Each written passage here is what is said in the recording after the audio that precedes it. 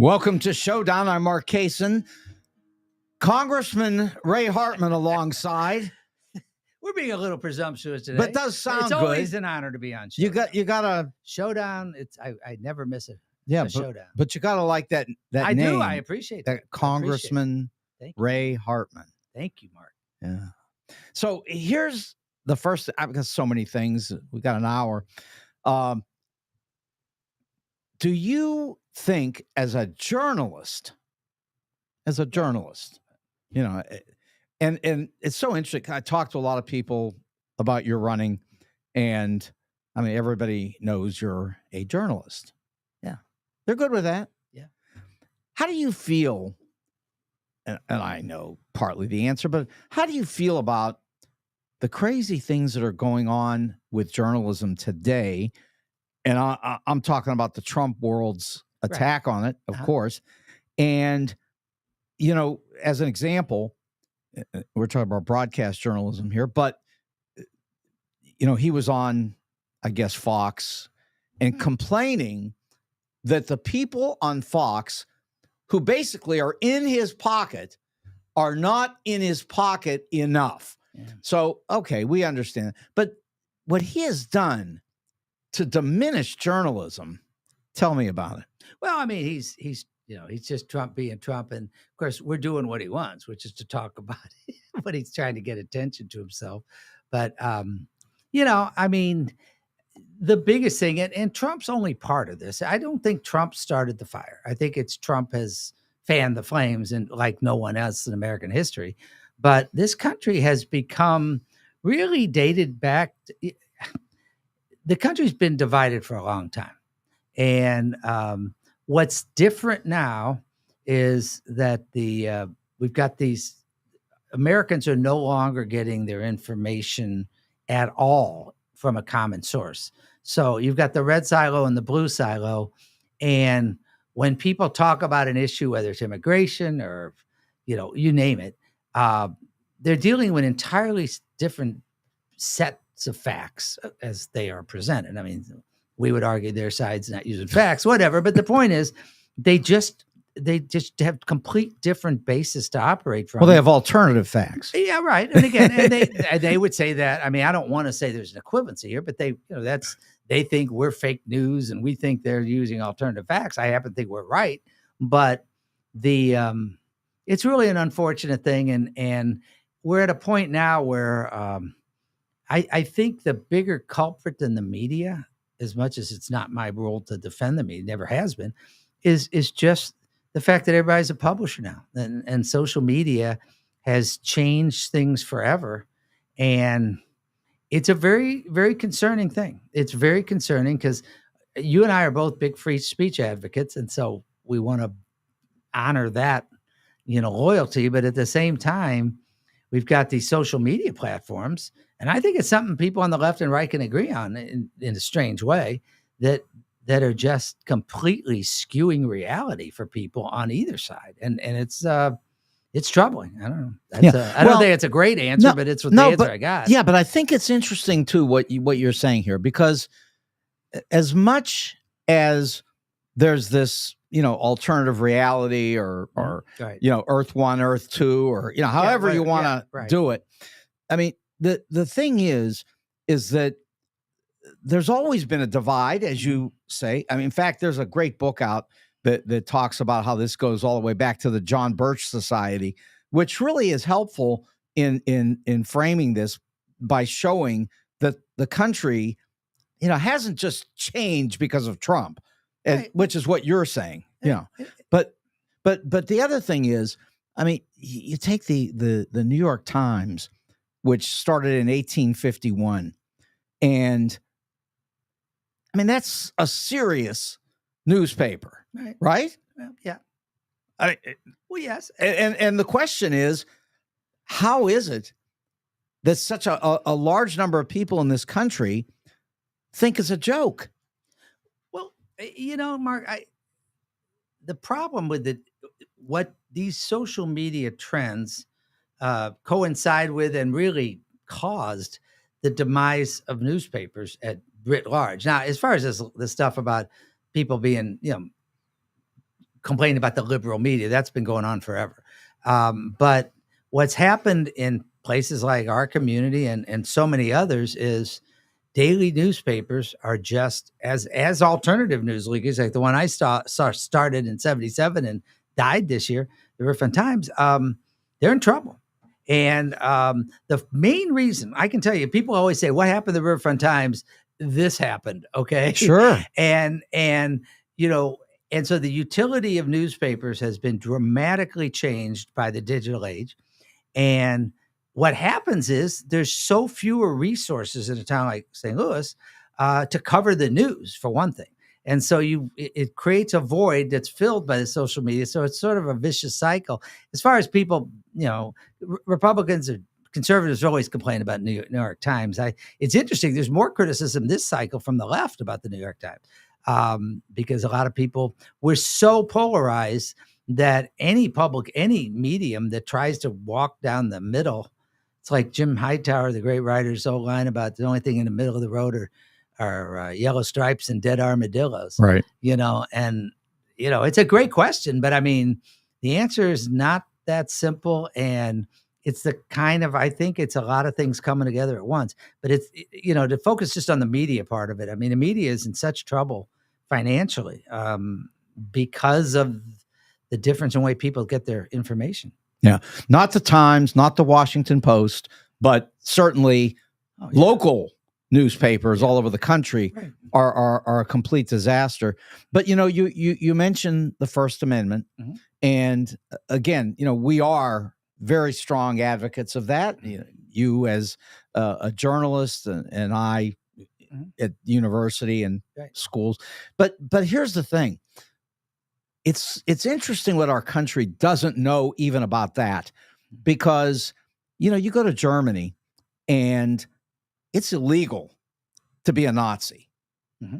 And yet in the United States, when Nazis try to march, as they did in the 80s in Skokie to mess up, a community of survivors from the Holocaust, the people who supported the rights of the Nazis were Jewish lawyers. Right. The ACLU. Yeah. So, I think there's a lesson in all of this that people can learn if we didn't have Donald Trump trying to mess it up all the time. And, you got to think that if you have the people at the top, forget the policies, because policies we can talk about, right? But if you have people at the top, trying to say that the newspapers are our enemy, and even that we, the people, are the enemy of, I don't know who, I guess him. Right. Yeah. That's beyond the division that we've ever had, because we can have people divided, but when the leader, the top leaders are, or at least one of them, is close to insane and maybe over the line, maybe beyond insane, that does make it difficult. Well, we got an election in not too many days, I believe. Oh, no. Is it 16 now? Something like that. What's today? Yeah. 16 or 17. It depends which day you count. No, I think 17.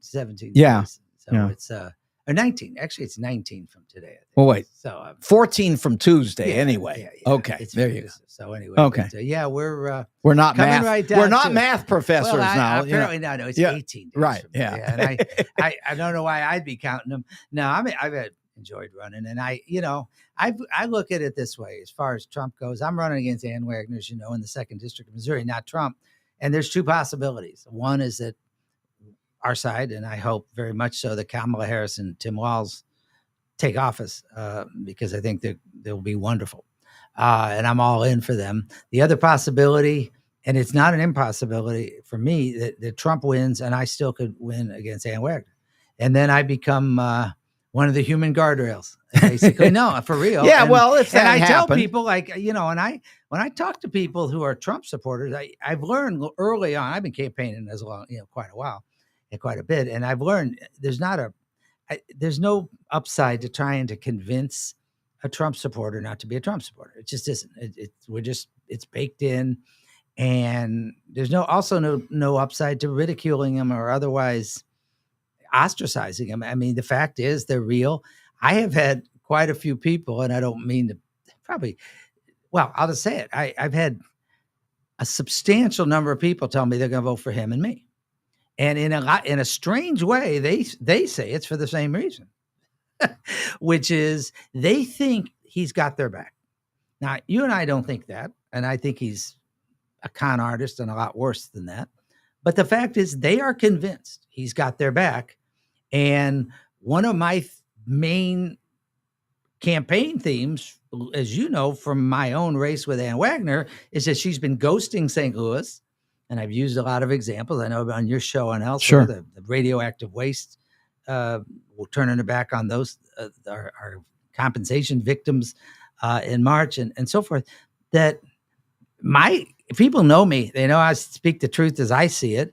And they know I'm always going to be there. And then I'll hold town halls and press conferences every time I come back to the district. And that my theory of the case is that I'm sure I'll show up for St. Louis.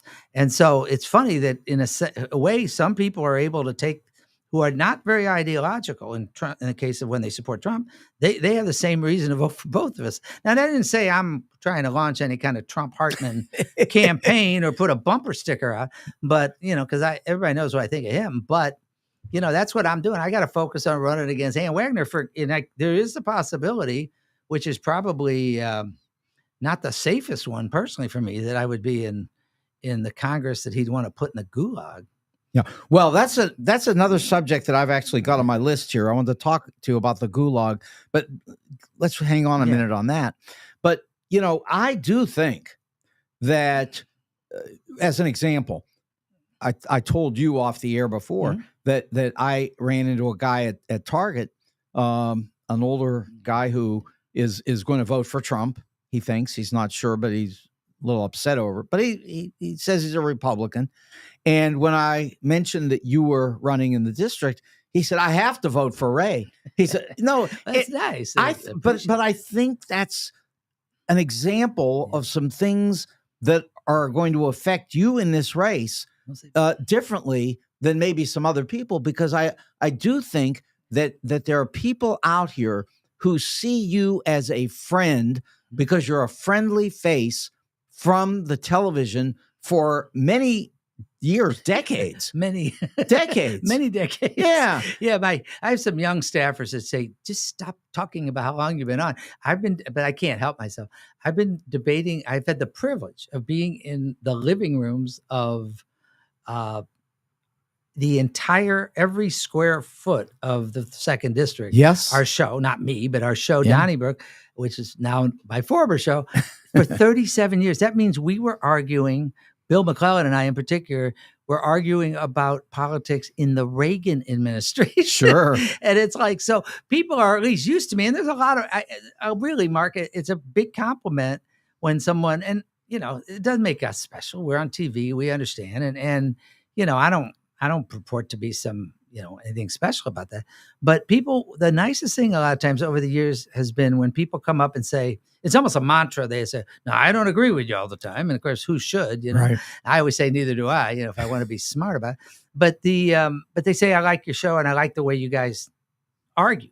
And yeah, we definitely talk over each other. I keep saying talked over each other. And not really that much though. Well, not as much in the early years we really did. But I will say this, we were never, in all these years, there was never personal attacks. Right. It was a little feistier in the real early days, I can remember, but we kind of came together. But particularly this current, and I urge people to continue to watch the show. It's a great show. And I was on 37 years, and it was a little hurtful. The next week they started calling it the new improved Donnybrook, and I thought that you didn't have to do that. Right. I'm joking, but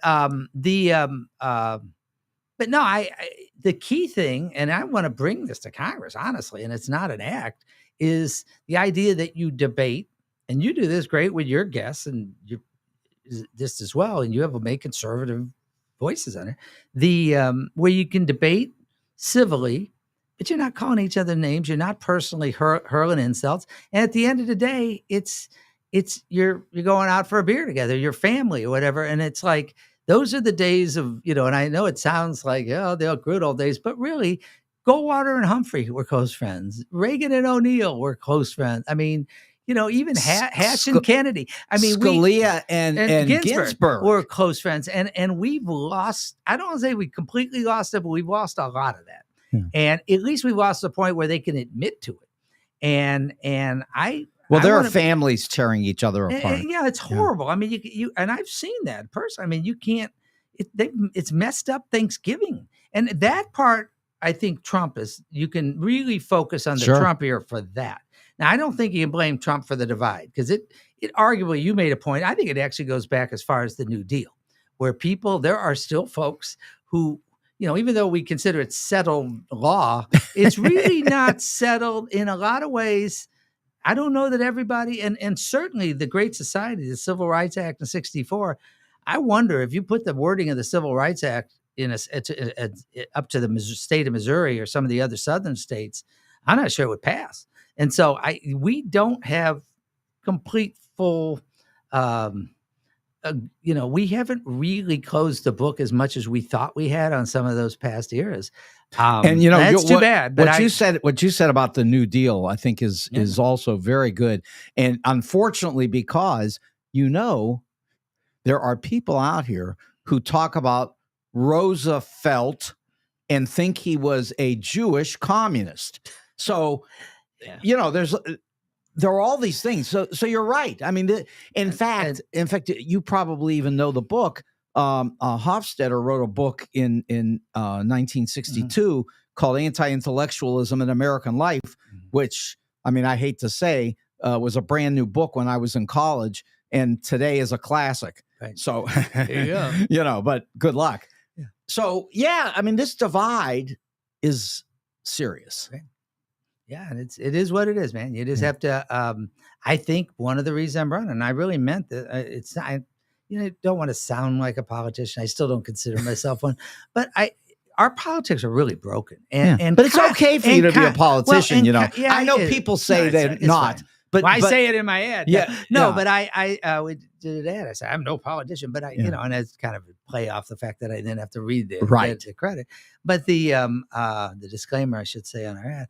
But I actually think that there's this problem solver car, because I think I mentioned to you before, which is 32 Republicans and 32 Democrats that at least attempt to come across the aisle to figure some stuff out. Because I get asked about a lot of issues. And it may sound like a cop-out to some people, but somebody says, what are you going to do about immigration? What are you going to do about the economy? What are you going to do about these? With an assumption that everybody's got this like cutesy little one-line answer that's going to fix things. I'm going to fix the economy, and all of the topics that really matter at the federal level are very complex. I mean, everybody wants to say, build that wall or do whatever it is. It isn't simple. And I'm not somebody who purports, I think I know the issues better than most, but I also don't think I'm so self-righteous that I think, here, I'll bring my plan to Congress. No, it's not going to work that way. You know the issues. You've got to work across the aisle. Knowing the answers is another problem. Yeah, exactly.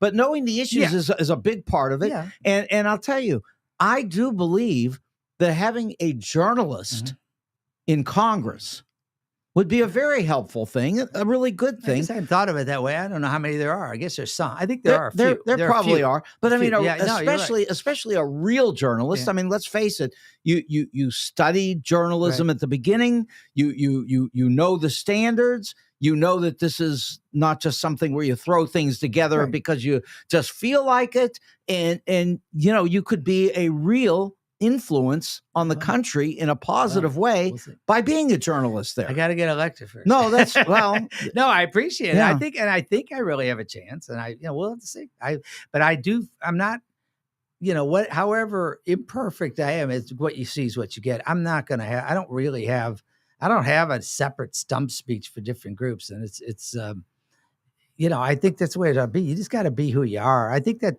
and to me, that is really, I think it's a selling point. I hope it is. I mean, as I say, I'm very flattered when people come up and say they disagree, but they still like me or they like the show, because that's nice. I mean, it's the way I really think, and it's nothing about me. It's just the fact that we ought to be like that. We've got to stop. I really don't think we've got to make everything about good and evil. I really don't. As passionately as I believe you believe on our side, the other side isn't evil. I mean, that's not to say there aren't evil people out there, Yeah. but no. I mean, and that's Well, and we got in a lot of trouble with that when Hillary Clinton may not have meant to say, that people were deplorable, but she said it, and deplorable isn't. It's not nice. That's making you good and evil. And I'm not. Yeah. I love Hillary. I'm not trying. Yeah, to say I love her too. But the point is, no, that's not right. I mean, you can't. I don't view people who support Ann Wagner as deplorable. Right. I mean, I'd rather they, stayed home. But I mean, no, I don't, and I don't view her that way. I mean, I always tell people I don't hate on her. I mean, I have a sharp disagreements with her, both on how we view the role of a member of Congress and on the issues. So they're separate. But this isn't good versus evil. Yeah, just the person that put this whole studio together and does the show in the morning, Vic Faust. Mm-hmm. I mean, Vic is first of all another journalist, a real one, right. and very good, and very conservative, and again, this whole thing of being able to be friends with people who are on the other side and even strong advocates for the other side. I mean, it's a good example, as our mutual friend Jamie Allman had me on not long ago in his new program, and could not have been more opposing in his more views. Right, couldn't be more right wing. I'd prefer to call it wrong. No, I know. He's just in. I just think he's ideologically challenged. But I will say this: Jamie couldn't have been. He's a class act. I'm good enough friends with him to say anything. Yeah. So, no, I say I prefer ideologically challenged. But Jamie's a great guy, and he was very friendly and respectful and professional, as he always has been. And that's fine. I mean, we can disagree. One of my closest friends in my entire lifetime was Martin Dugan. And Martin and I, our differences, who was our provocateur and really the founder of Donnybrook, they was credited as one of those, but Martin was really the founder of Donnybrook. And great journalist in his own right, great career. He and I disagreed dramatically on a lot of issues that were not going to be resolved.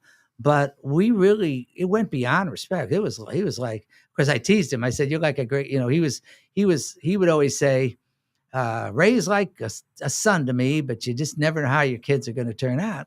And I would say, well, you're like a great grandfather to me.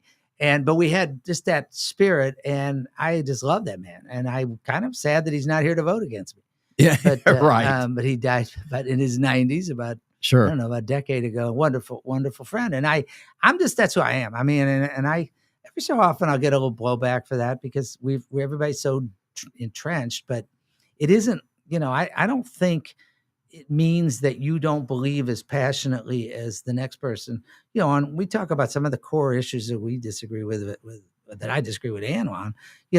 There's no. I don't want to imply to anybody that I am not 100% into restoring Roe v. Wade to the women of the country. That isn't a point that I intend to go compromise on. Okay, but I mean, there's a lot of issues that we can find common ground. Yeah. And that in itself is probably one of the additional things that could come together here in turning you into a congressman in 2.5 weeks. And that is this vote in Missouri that is going to really bring out women. There's no doubt about it. Men. I mean, that's just women, men too. Well, no, it will bring out some. Yeah, it'll bring out some, but you're right. It drives women overwhelming. Yeah, overwhelming. And I'll tell you, I believe that there's a very strong probability that the people who come out like that, the women, are going to say Ray Hartman. I hope so. I hope so, Mark. Constitution Amendment 3 is really important to the future of all women, and this is to women in our state of all ages. And we all have, whether we have daughters or sisters or mothers or wives, nieces, friends, this is a big deal. And what is interesting and I think sometimes underestimated. When you live in a red state like Missouri with a legislature that's as draconian as the one we have, and there's no other way to describe it in my opinion, we have the worst abortion law, at least tied for the worst abortion law in America. Talk about 6 weeks, no exceptions. It's just unbelievable. And when voters know this, and I would argue it's women and men, but particularly women, when they know that their only recourse, given that the nature of the legislature is to act at the ballot box, that turns out the needle, that moves the needle and turnout more than anything else imaginable. And they, look at there are 3 states I look at: Kansas, which is redder than Missouri, 59% right. of the voters voted to protect abortion rights. In Ohio, That's right. it was 56%. And and really amazing, Kentucky, which is redder than Missouri, Kentucky, it was 53%. And so those are big numbers that when people know, and women, but not exclusively women, know that the only route they have to protect their freedom is at the ballot box, there's a turnout that just can't be overstated. And in this case, I think it's one of the reasons I think this is going to be an extraordinarily close election. Ann Wagner's been in office six terms, 12 years. She's got a ton more money than I have. And so she's got the natural advantages of incumbency. But what I have on my side is, and we've done our polling, 2/3, think about that, of the entire district, and I'm talking about the whole district, people want Roe v. Wade back.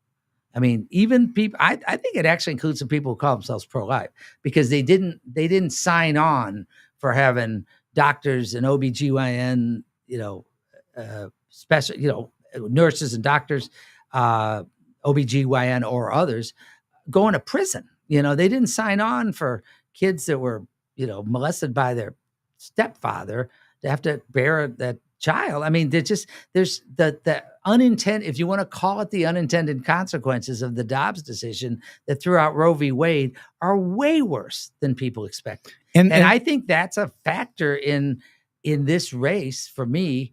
And it's not, I'm trying to exploit it. I happen to believe very strongly, but it's not even, the folks, even if the district has a slight Republican lean, which it does, it's not that big, but it's overcome by the ideological lean in the direction not only of women's reproductive freedom, also the Affordable Care Act.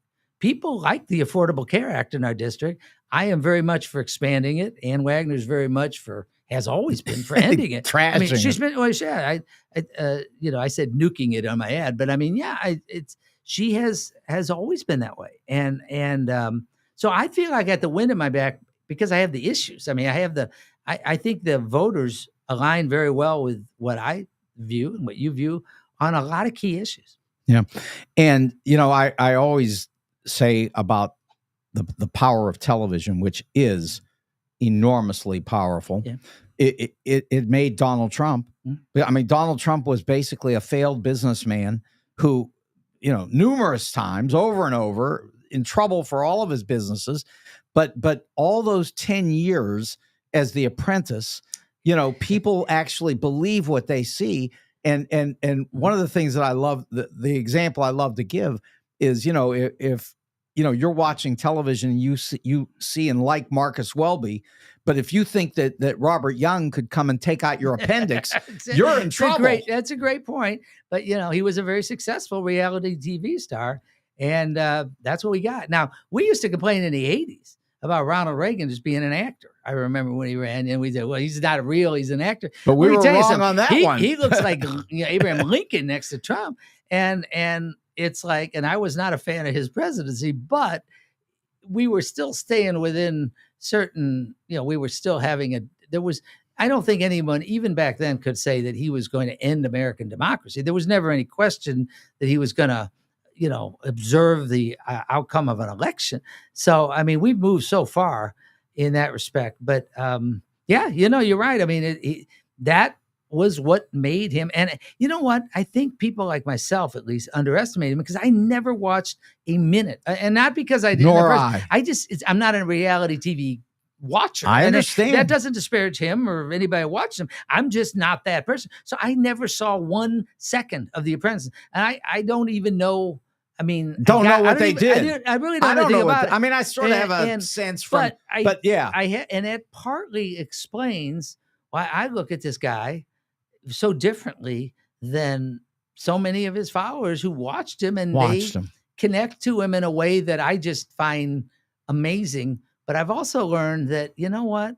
I just, I'm not going to, I explain how I look at this. You just have to do with what you can do in a campaign. And I'm very focused on just staying on the differences between myself and Ann Wagner for Congress. Nothing personal, just issues and sort of how you approach your job. Yeah. One of the things that came up today, and I know you're a Mm-hmm. strong supporter of Ukraine, Mm-hmm. and today the allegation has been thrown out by who, Trump. yeah, DJT. He says that Zelensky started the war. Oh, I heard that. I mean, well, it's just unbelievable. Can you imagine how many people will hear that and believe that what they know happened didn't happen? I wish everybody had as required reading the Mueller report. Oh, yes. Because if you go back, everybody says, oh, it's discredited, the Russia. It wasn't discredited. It was shelved. And you want to talk about a media story when the historians write the history of the media. Yeah. They're going to be saying, what were you doing? Yeah. Why did you let one attorney general, Bill Barr, just what they call it, pre-butt the thing? We literally, the Mueller report, which was produced by a very respected, very conservative Republican named Robert Mueller, was a searing indictment of Donald Trump's connection to Russia. It was. And they made, for whatever reason, a decision, what do they call it? The OLS, the Office of Legal, OLC, what was the Department of Justice rule, the right. OLC rule, whatever it's called, that said, well, you can't indict a sitting president. So it got completely dismissed. And my point is, Mueller started off by saying, right. And you almost wanted I'm to not trying to get down to him. Right. But well, the point is this: he accepted it. But the point is, there has never been anything to suggest even an ounce of daylight between Donald Trump and Vladimir Putin. I mean, he stood up there in 2018 in front of the entire world and said he believed Vladimir Putin over 17 U.S. intelligence in agencies. Helsinki. Yeah, and it's like, I mean, you look back at some of those moments, you're going to say, huh? Yeah. And Jonathan again, Lemire asked the question. Right. He's going to be, and my problem is that this isn't, it's really amazing. I, of course, think at some point with the amount of money we're spending, you've got to have oversight. You got to make sure the money's being spent. It's not a so-called blank check to Zelensky, but this is a fight for the future of freedom. I mean, and we have to be with Zelensky. And what's interesting is, the difference between, for example, in this case, again, Ann Wagner and me, she had her picture taken with Zelensky, but she, and I kind of wanted to be in a fly in the wall and see if he mentioned, why didn't you come to my aid in 2019 when you were impeaching the guy for for blackmailing me? But my point is on this is that Ann and I don't have a difference on that. But the question is, let's say Donald Trump gets elected. I hope not. I think that I'm not sure the Republicans like Ann really would stand up to him. Well, I know they wouldn't. And I mean, clearly, I think, we absolutely have to support Zelensky. We absolutely have to stop Vladimir Putin's designs on not only recreating the old Soviet Union, but beyond that. I mean, this guy this is a really serious moment in history. And for one of our presidential candidates to be openly siding with him, and which is what he's done, is just, and so is J.D. Vance. It's amazing. Can you imagine in 1960 if John Kennedy had said, yeah, right. I don't think this Khrushchev's such a bad guy. I mean, so what are you doing? I mean, it's like we really have come to a strange place. Vladimir Putin is a killer. He's a brutal dictator and a very effective one based on having burnished his KGB, head of the KGB credentials. He's one of the most brutal dictators in the history of the world. And Donald Trump saying, well, it's okay if we get along with him. Yeah, well, up to a point, yeah, but not to. You get along with him so well that you're blaming the country that he invaded for getting invaded by him. Yeah. And his friends around the world have also been killers and killers of journalists, unfortunately, And Trump idolizes him openly. Yeah. He when people forget when she became dictator for life, Trump was openly admiring, and he said he was joking about how good that would be. He wasn't joking. The guy is kind of transparent. And that's a big problem. I mean, I do think that's a big problem. And again, on paper, my opponent in this race doesn't disagree with me that much on these issues. So it's not a real big hawk versus dove foreign policy thing. But there's a question about how are you going to behave? And also whether you're going to, I was raised, I think you were, to believe that politics should stop at the water's edge and that we should not kind of kneecap the president of the opposing party during a military thing. It's not wise. And the Republicans, when under Joe Biden, they absolutely, when we had the problem we had in Afghanistan, which was not really of Joe Biden's making, he inherited it. But the point is, when we had that very, poor withdrawal from Afghanistan, they were celebrating it. They weren't, they were celebrating it and using it. They continue to use it politically. And Ann Wagner is one of the people, you know what? I mean, we're still all Americans at this point, and even as people were dying, and it was 13 people. I mean, it was a tragedy, but they made it sound like it was 13 million, and it was it's so disgusting to me.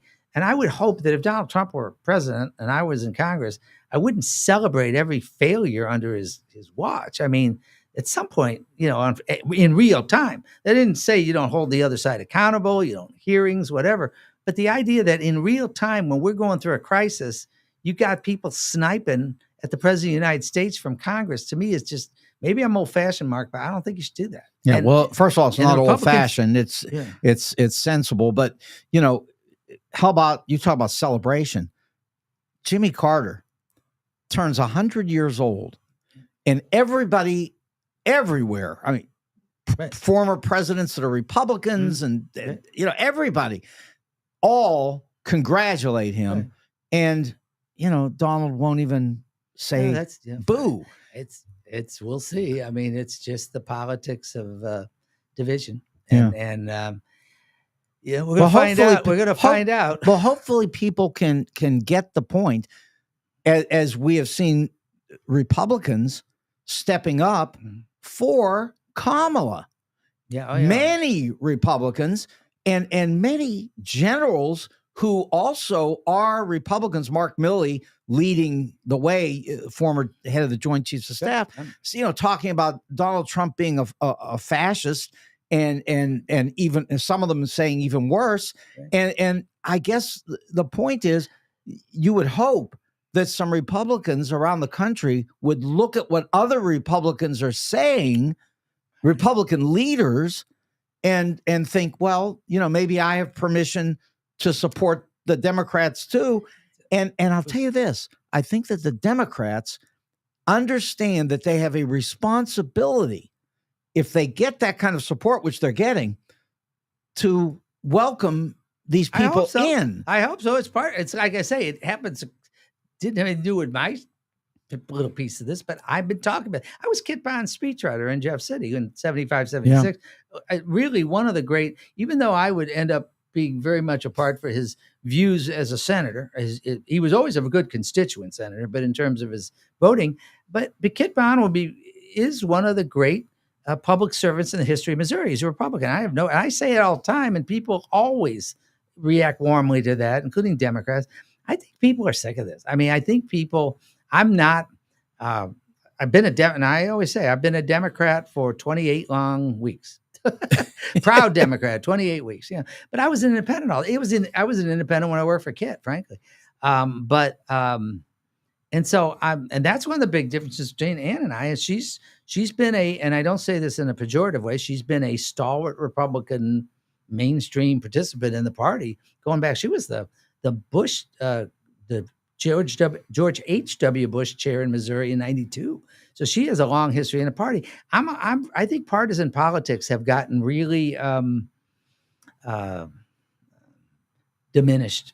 Yeah. And by the way, one of the great yeah. Republicans of all time, Right. Teddy Roosevelt. Right. And, you know, Right. it's sort of interesting because the other day, you know, Donald was saying he's the strongest president in the history of the world, right. you know, but, you know, I'm glad he didn't get hurt, you know, but he got a, you know, little cut on his ear. But let me say this, you know, somebody tried to assassinate Teddy Roosevelt in 1912 in the middle of one of his speeches, shot him in the chest.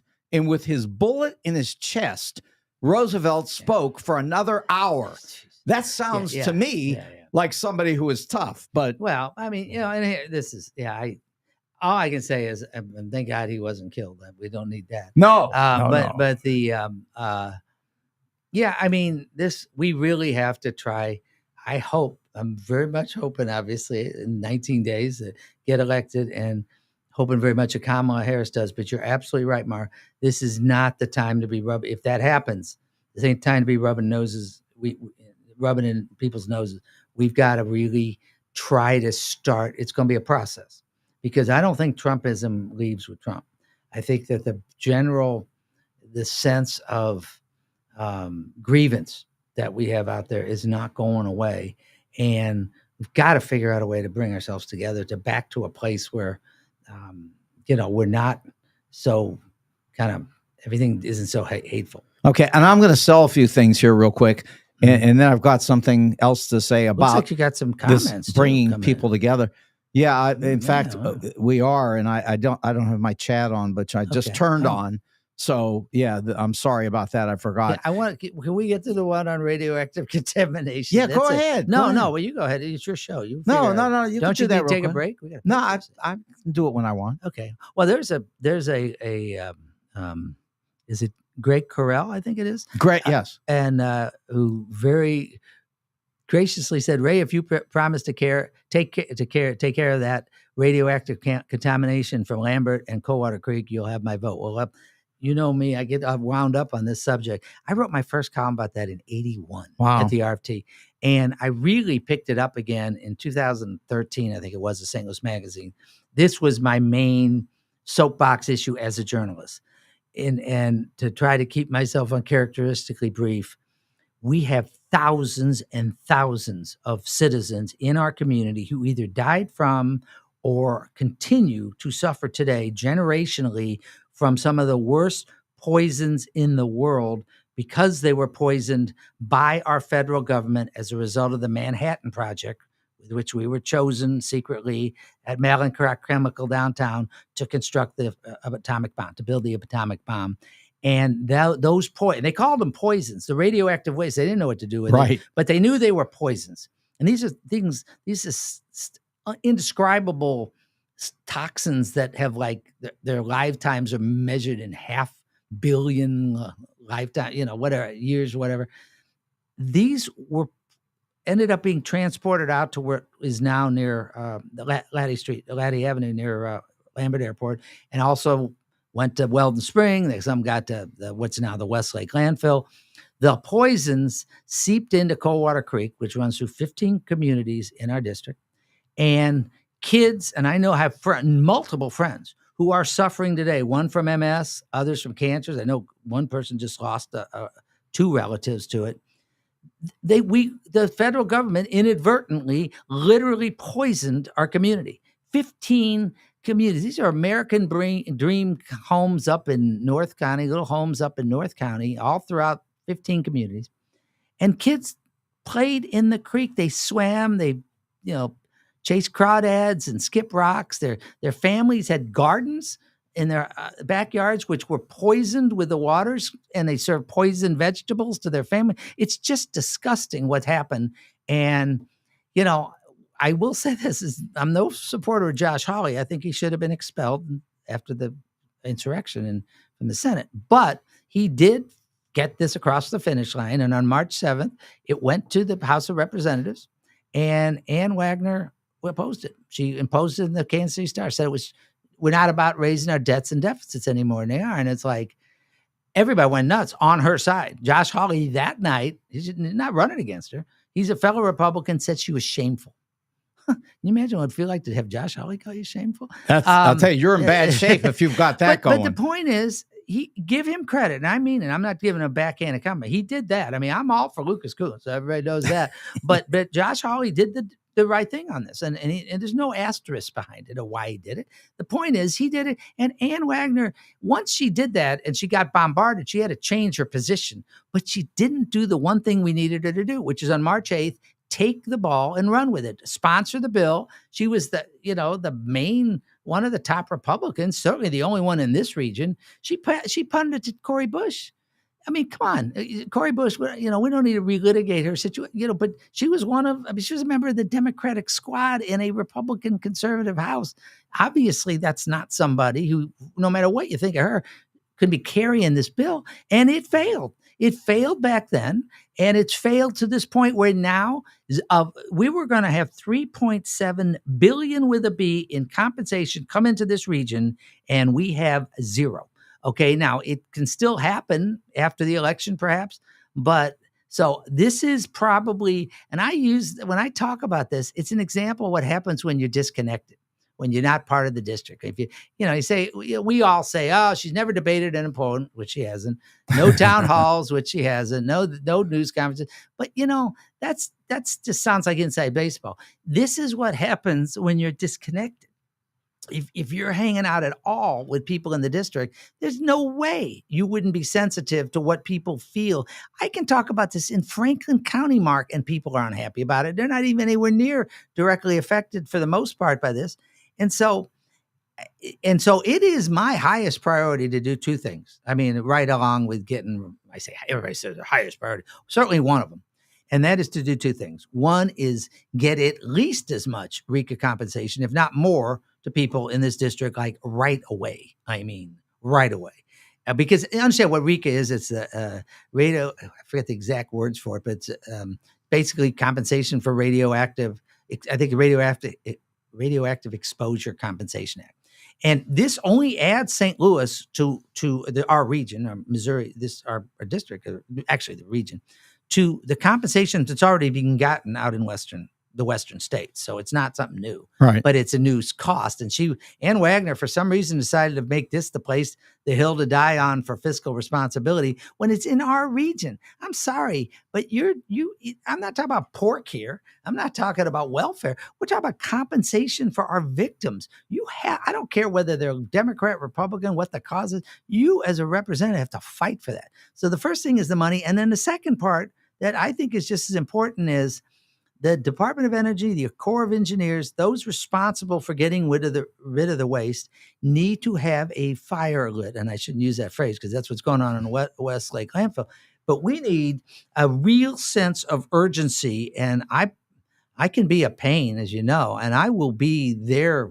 They're going to sick of me because I'm not. I think you cannot. We need to badger them to remove this waste as quickly as if their own families live there, okay? And I don't know. I know they got all the reasons why it's going to take another 30 years or something. We got to push them because we need to get this stuff out of our district. And okay. And out of our community. Okay, so now I'm going to go sell. No, don't worry. I told you to go. You sell things I like. Yeah, okay. Well, I was going to say, because we're going to start with Wenty's, yes, which is a restaurant right here in Chesterfield Valley, 18,000 Chesterfield Airport Road. And Ray and I happen to know that the baby back ribs are good to die for. And I hope I'm not going to hurt them by endorsing them. A lot of people don't want my endorsement. No. I think they're okay with the ribs. Yeah, it's amazing. You can support It's a really ribs. good place. Yeah. Oh. And also they got other things that, I'm not all crazy about, but lots of people like different things. But I mean, they've got wings and they've got smoked meat and they've got hamburgers and cheeseburgers and great patty melts filled with onions that are just so good. And yeah, I love the onion rings. Some people, that's not their thing. But the bottom line is there's something for everybody at Wenty's, and the food is great and the atmosphere is terrific. And I think that we also found out the day that we were there, Ray, that their iced tea is incredibly, you say, well, how could iced tea be, it's iced tea. But no, it's really very good iced tea and worth ordering along with the rest of your great meal at Wendy's. Now, if you go to Defiance, Missouri, you can get Wendy's too, because they just opened a Wendy's Roadhouse there. Same great food, same great people put all this together. We love Wendy's, and they're out there, so don't forget about them when you're looking for dinner. Now, as far as you see, I'm wearing a nice suit right now, Yes, you which are. I always. And it looks very expensive. Yeah, It looks expensive. That's probably $1,000. Yeah, St. Louis Suit Company. That's $1,000. Have you gone to the St. Louis Suit Company? I have. Yeah, and almost everybody I know has. And the suits there are very nice. Very Good quality. great quality, and yet they cost the lowest I've ever seen. However, the one thing that is lower than anything that you're ever going to find, I mean, I see that tie you're wearing. I guarantee you that tie costs more than $5.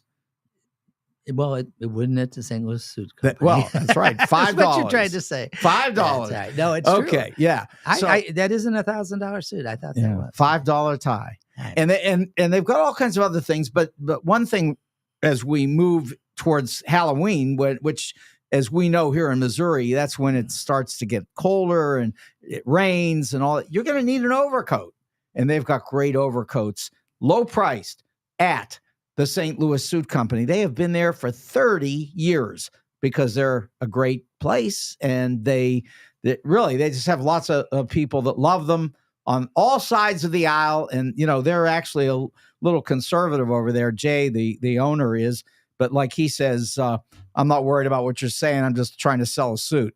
So that's the deal. Anyway, great people, St. Louis Suit Company in Clayton. Now, if you're interested in jewelry, 4506 Hampton, Jewels on Hampton. And they've got so many cases filled with jewelry that you just can't even believe it. You go into a normal jewelry store, you see a case here or there. This is like huge. And the owner is a guy named Al and his son AJ, and they're just really good. They know jewelry. They buy and sell jewelry, and they buy and sell coins. And it's just a great place to go to do this kind of business. They've been there a long time too. And again, when they have this, it's a nice small business with local ownership on site. Those are always the best places. And that is 4506 Hampton, Jewels on Hampton. Finally, this happens to be, as well as I can tell, Friday. And Friday is Telena's Spaghetti and Meatballs night on Showdown. I mean, we've done that for a long time. I always say to everybody, I can't always eat it because the calories are higher than I always want. But I can tell you this, it's the best Italian food that you're going to find. It is great Italian food. Mm-hmm. They've been there for 40 years. That's a lot. Anyway, so they're over at 141 in Olive, and there's a Deerberg's there, and you can hop right over into the shopping center and go eat dinner at Telena's with Mehdi, who's the owner, very good friend of mine. And I can tell you right now that everything Italian there, it is great. Okay. So we sold all that stuff. Let me say this to you, Ray, and you mentioned the New Deal, and here's a problem. And I know this isn't going to resonate anywhere. This isn't going anywhere. But, right now, I know people say on the other side that the economy is failing. Well, the economy isn't as much lately. The economy That's isn't so failing. much down. It's not failing. It's far from failing. It's doing phenomenally well. Right. But here's the thing. And Barack Obama made this point the other night. I thought it was terrific when he said, I don't know what Donald's talking about when he starts saying how his economy was so good. That was my economy that I grew from 2009 in the middle of that crisis. Exactly. And I handed it to him. So, Exactly. Okay. But here's the thing, though. Joe Biden and Kamala have done a great job, and everything's really humming right now. Jobs are up, and the stock market's hitting new highs every day. But there's a time when that comes to an end. Mm-hmm. And this has gone on since 2009 Right. with about a 4-week interruption for COVID, but then it went straight back up. Right. And here's the thing. The day that this thing turns down, and it will, I mean, markets don't go to the sky. Bernard Baruch once said that. And here's the thing. I would rather have the Democrats running this thing when things do get into trouble someday than thinking about what the Republicans would do. Because as you point out, what do they say?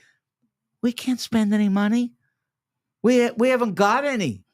But see, of course, the United States is so powerful when it comes economically. We're the number one borrower in the world because everybody knows we pay back when we borrow.